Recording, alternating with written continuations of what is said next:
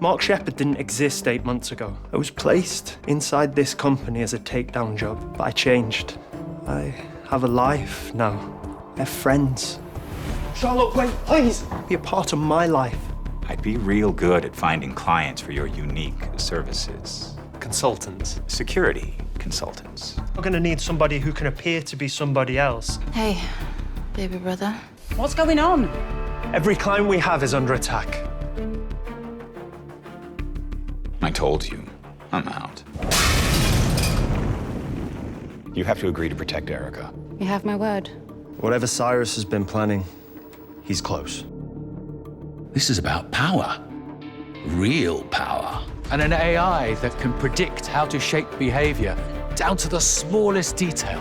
What's happened to Erica? I told you, there would be consequences.